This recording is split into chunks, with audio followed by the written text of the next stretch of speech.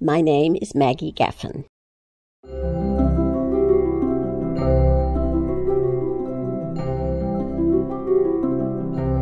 I was born in Australia in 1940, which was just after the start of World War II.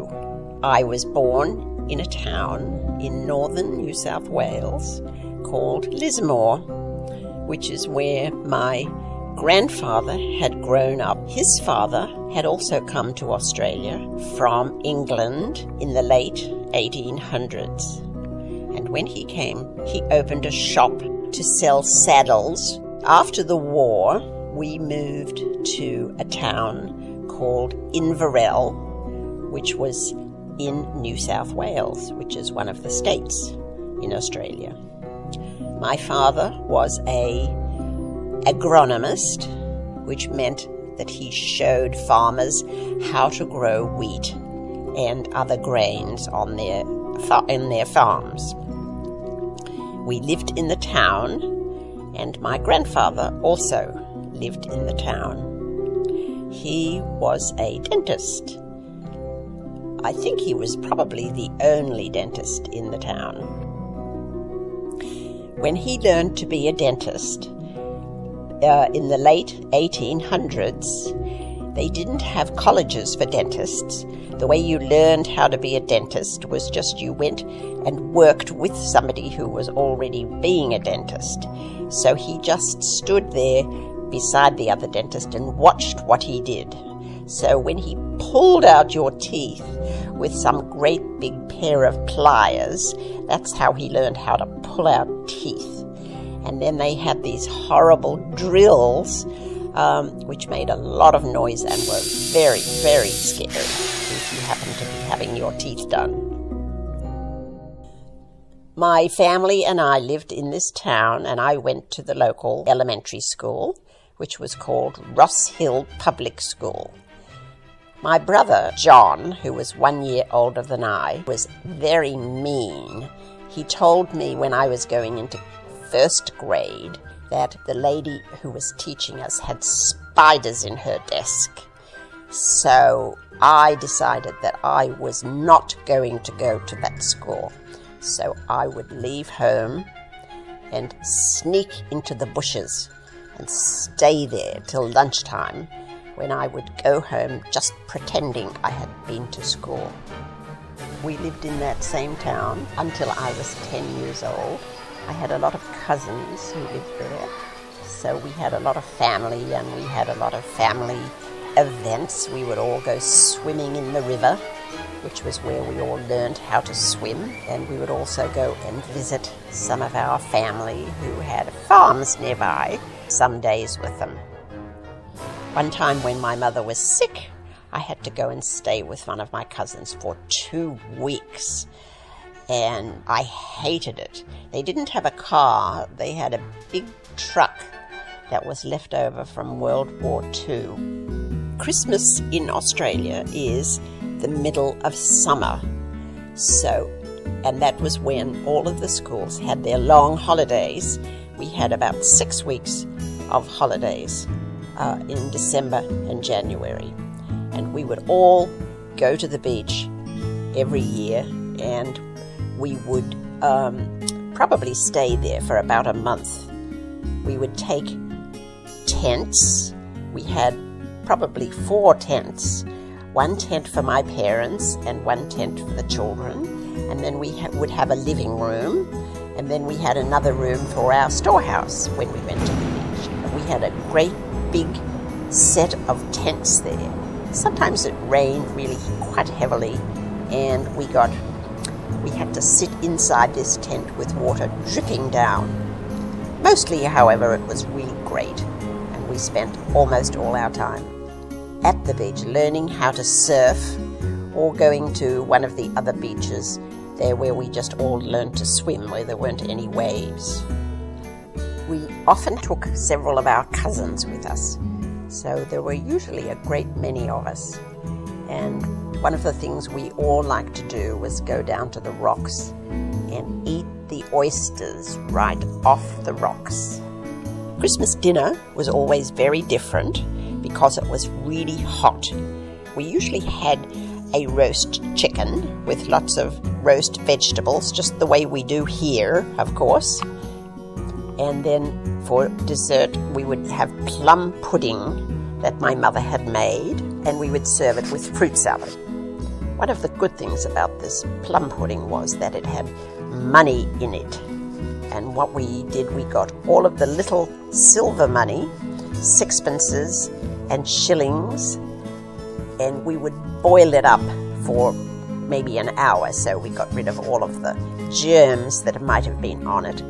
And then when we were ready to cook the pudding, we shoved all of the money into the pudding. So when you ate the pudding, you might very well come across a sixpence or a shilling, which was quite a lot of money at that time.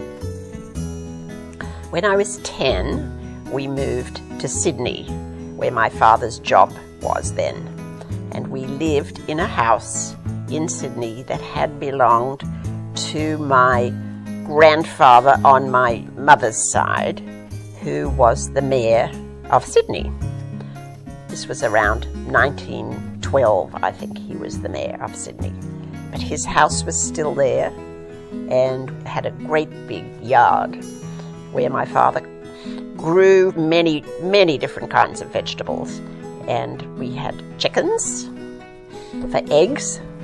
My mother was a really good gardener, and she grew all kinds of wonderful flowering plants that had wonderful smells. The next time we moved was to Canberra, where my father's job also moved. I went to high school in Canberra for the rest of my high school years. I was 13 when we went there, and I was 17 when I left. My parents stayed there, but I went to Sydney. During the day I was working in a library, and in the evening I was going to the library school, which went on for 3 years. But I did work during the daytime, so I actually had a job where somebody paid me, which was really nice. I liked having my own money. I was also living in a hostel where a lot of other women like me were living, and some of my really good friends to this day. I became a librarian when I was 20. Meanwhile, I had been saving all my money because I wanted to take a trip to England. When I went to England, I could get a job there too, so I was able to save up my money. And my brother decided he would come with me to England. When I decided to go to England, my brother and I found a ship that was going in a way that we thought was really interesting. It stopped in New Zealand for 4 days. Then it went off to Tahiti for another 5 days. Then we steamed across the Pacific Ocean for another month and went through the Panama Canal. Then we stopped in New York for 4 days, which was really exciting, except that we had been used to living in a very warm climate, and when we got to New York, it was freezing cold, much colder than we had ever been before. But luckily, when you go to New York, they have a lot of shops there where everything is cheap. So we bought ourselves a coat so we wouldn't freeze to death. Then after being in New York, we went across the Atlantic Ocean to London, and it was very, very rough. Nobody could go outside onto the deck, and the waves were 20 feet high. Everybody got seasick. I didn't get seasick, but everybody else got seasick. Then after 6 days of really, really rough seas, we arrived in London. Then in the summertime, we got ready to go around Europe, renting a little Ford car that was really tiny for 4 of us. We had a big sign in the back that said Australia. So along our way, we were stopped often by people from places like Greece and Italy who stopped us and said, We've got relatives in Australia. Maybe you know them. And often they gave us food and we had dinner with them, and they wanted to talk about what their relatives' lives would be like on the other side of the world. A little bit more about going around Europe. When we hired our little tiny car, my friend and I were only allowed to have one tiny small suitcase between us. We had one dress each, which we shared. We also didn't stay anywhere. We didn't stay in a youth hostel or a hotel. We had one small tiny tent each, at least for two people. The boys stayed in one tent and we stayed in the other. There were lots and lots of camping areas all around Europe, so we actually lived a lot better than most people who were staying indoors, we thought anyway. When we were in Paris, we went up the Eiffel Tower. We also stocked up on really good food. Most of the meals that we had consisted of bread, cheese, wine, tomatoes, and salami. Sometimes we actually cooked something. It might be hot salami or hot ham, but mostly it was the same every day. We didn't eat in a restaurant ever. Sometimes we went into delicatessens and bought other things. I remember once when we were in Greece, we bought a tin of squid, which actually didn't go down well with anybody. When we came back from our trip around Europe, I worked for a technical college. I was working in the library. While I was in London, we had a pea super smog, which meant that you really couldn't see your hand in front of your face. And you really couldn't even breathe because the smog was so thick, and it was really made up from coal fires, people who were burning coal in their homes for warmth. And it was a very, very cold winter.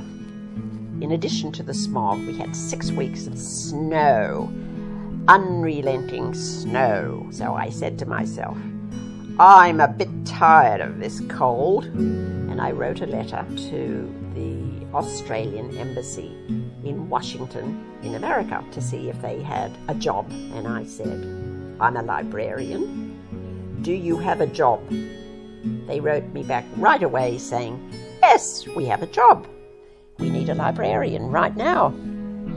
So I hopped on a plane and went to Washington.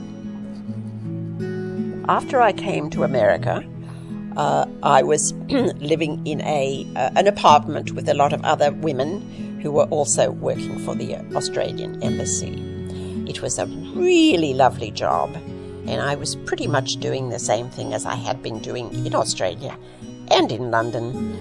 And however, the good part about it was that I had my own office, and I had my name on the door, and I had my own bathroom, which I thought was pretty great after working in London, where I was only earning about half what I earned in America. I had a lot of friends in America that we had met in England and while we were driving around Europe, all of whom said, when you come to America, come and visit us and stay with us. So I did. Several weeks after I came to America, I took a train to Baltimore, where one of the people that I had met, his family lived there, and he invited me to stay the weekend with his family in Baltimore. While I was taking the train to Baltimore, a young man came up and sat next to me and started talking about this and that. And his name was Stanley Gaffen, and he was working for the space program for NASA at the time. And we had a really good conversation, but it was only for 45 minutes because that's when I got off in Baltimore. He was going on to New York. I had a lovely week in Baltimore with the friends that we had met in Europe. And then when I came back to Washington, Stanley Gaffen called me up.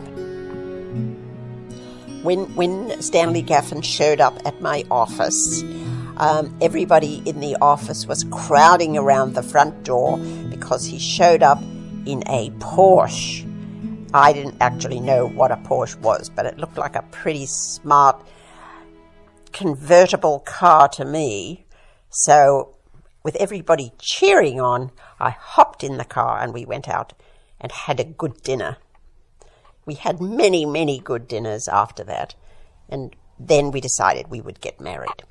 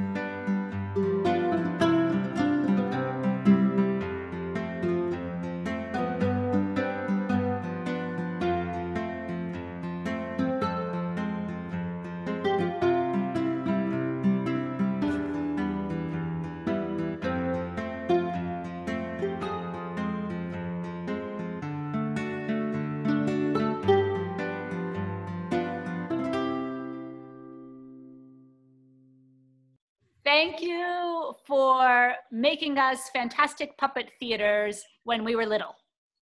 Thank you for sending me to Australia after college so I could visit all of the places that you tell stories about. And for teaching me to whistle. Thank you for always standing by our side. Thank you for your generosity. Thank you that you raised up that two girls, which turns out to be very successful, very beautiful, and very clever. And you let one of them to live with me in Prague. Thank you. And for sharing so many great stories when we're with you. And for always being interested in our projects. And for always coming to my shows.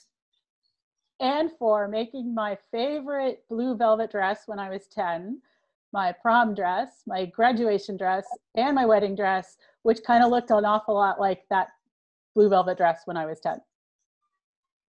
And for having Sarah, so I could marry her. And for giving me these great slippers. Thank you for your sense of humor and very wise comments of political situation. And for always coming to my percussion shows here in Pittsburgh. And for bringing Cheerios to Prague whenever you came, and having Girl Scout cookies whenever we came there. Happy birthday! Hey. Happy birthday to you. Happy birthday to you. Happy birthday, dear Nan. Happy birthday to you.